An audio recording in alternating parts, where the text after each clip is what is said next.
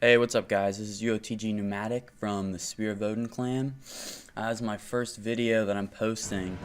So basically what I'm trying to do is every Sunday gonna post something I call Skirmish Sunday. What this is I'll post a complete gameplay of Skirmish, whether it's me just by myself or me and a couple other clanmates. It depends on who's playing when I'm trying to record. And then I'll go over, just have some commentary on top of it, talk about what the clan's been up to, what I've been up to on Destiny, and then I'd also like to get a chance to talk about stuff that I've seen on Reddit that I think is interesting and should be shared with you guys. Alright, so to get this started, I'm going to talk about this gameplay a little bit and the Dark Below in general. So this is one of the newer maps. It's the Black Garden on Mars. It's called Pantheon. Never played this map before, so this was a first experience for me. So you get to see the raw gameplay of me trying to figure out this map. Basically, from what I've noticed, it's very symmetrical on both sides, and this middle area is the best place to stand in terms of being able to see all the areas and have access to the heavy ammo. So in general, with the Dark Below, when it first came out, I wasn't really into the whole upgrading exotics and how that's gonna work, but as it's progressed I became less and less annoyed with it.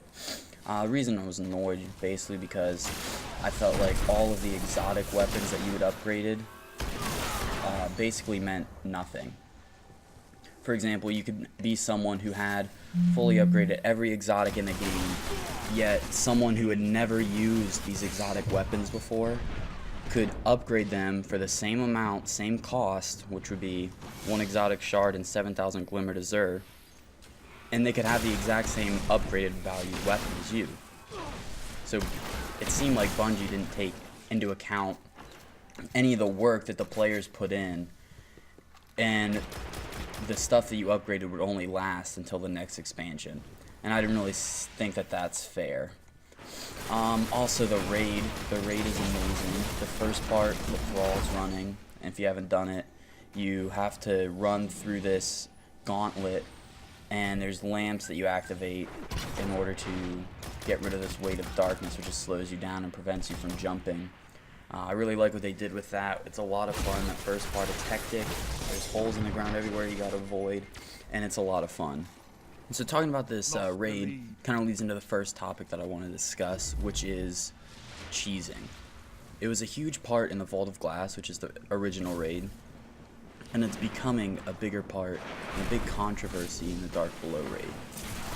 So basically you can cheese, which is just kind of an exploit where you use some sort of game mechanic to make the task easier, the mission easier.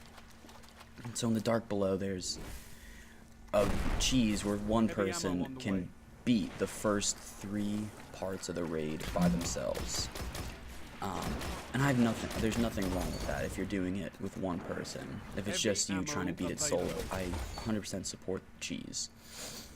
But if you're taking a group of people who have never run the raid before, if you're taking them into the raid and you just cheese every part, and so they learn the cheese instead of actually doing the raid, I have a problem with that.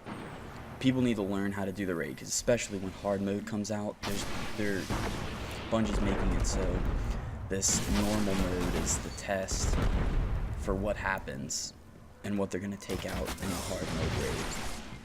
And on Reddit recently, I saw a post that was talking about this new Crota cheese, but in my opinion it's not really a cheese. So what it is, apparently the host can disconnect when Crota goes down. If you haven't done the raid, the idea is one person gets the sword from the sword bearer, and then the other people have to take down Crota's shields, and at that point he'll go onto his knee and the sword bearer with the sword can kill him.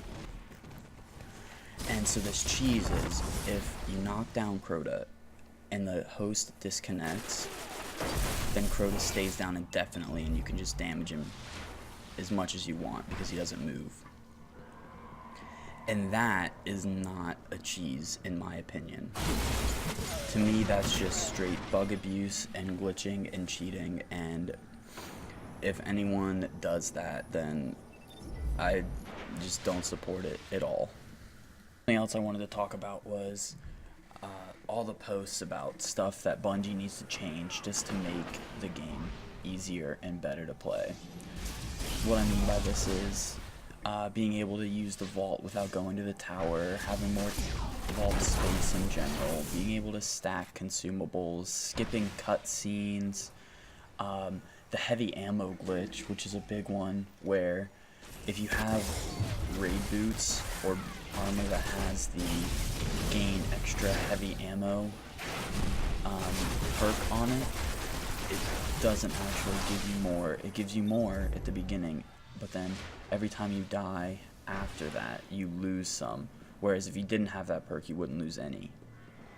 And all those things need to be added to the game eventually, and I think Bungie should take care of these things before the hard mode raid comes out, and especially before the next expansion, because right now as it is, especially with the vault space, they're really limiting what you can keep in there.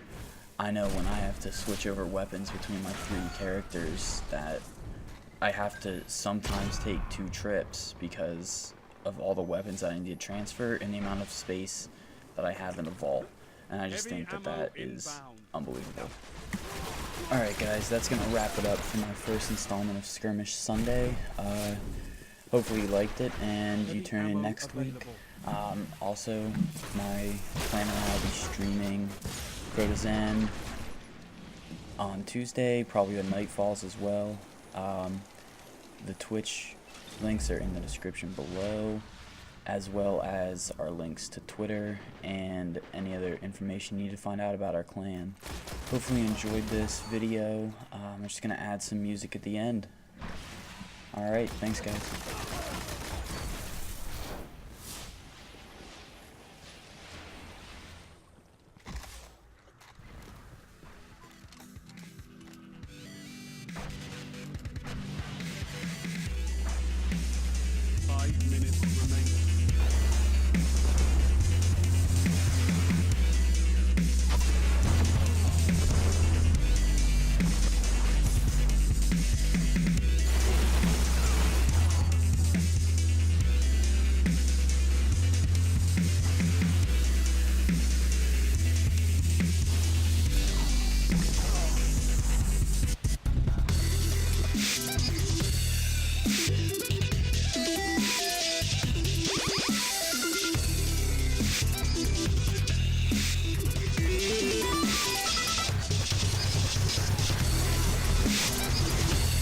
You